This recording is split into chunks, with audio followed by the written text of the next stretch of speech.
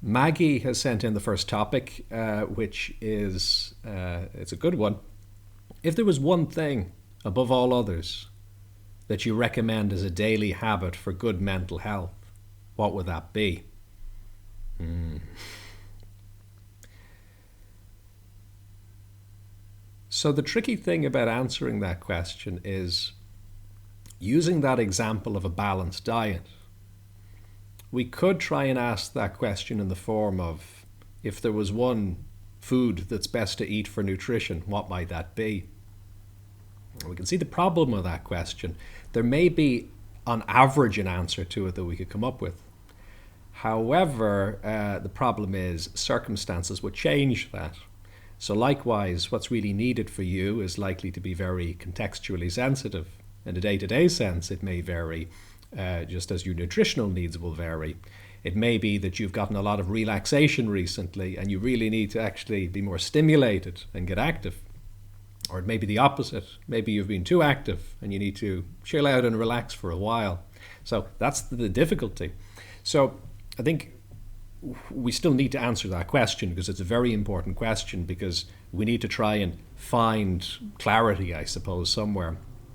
We need to not have 100 fabulous ideas and not focus in any of them because we've too many great ideas. That'd be a real shame. So we need to be able to ask that question and say, what is a kind of a meaningful practice we can have? So I suppose if we had to choose, if we have the problem of knowing that our needs may vary day to day, I suppose probably what we want as our best available practice every day is just the space to recognize our needs every day. So that itself could be a technique or a practice. Now, there still is no probably right or wrong way to do that. I think roughly what we would want there is to practice every day being present, a little bit like we did meditatively just a moment ago, just to simply become present. But even that is a bit of an issue, because if you have a routine or a method to help you become present, that itself can be a routine. And sometimes you're thinking about being present rather than being present. This is where it gets confusing. So this is the distinction between the physical, the virtual, and the imaginary. Sometimes imagine if you're hungry and you're imagining food. Okay, well, that might be fun, but it's not going to nourish you. That's the problem. What about virtual food? You have a cookbook and you have pictures of food. Okay, well, that's even more vivid, but it still doesn't nourish you. And then, of course, the physical food is what you're going to need for that nourishment. Now, this isn't true of all things. Some virtual things can nourish you. Some thoughts can nourish you. Thinking of connection with somebody close to you can make you feel good.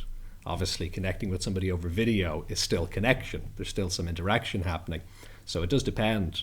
But we got to be careful with that, I suppose, with presence practices, that they don't become just routine and then kind of ineffective as a result. So very often varying them a bit is important. Advertisers do this. The same products are being advertised over time. So they'll try and keep relatively consistent with what the key central theme is, but they'll try and mix it up a little bit so that it's interesting and it maybe provokes attention a little bit more. So yeah, presence, I think, is a daily practice. And essentially what it involves is just stopping and just noticing the fact that there are options as to where you take this moment. There are options as to how you interpret it. Usually becoming a little bit more grounded in your body can be useful. Although again, that will depend a little bit on the circumstances.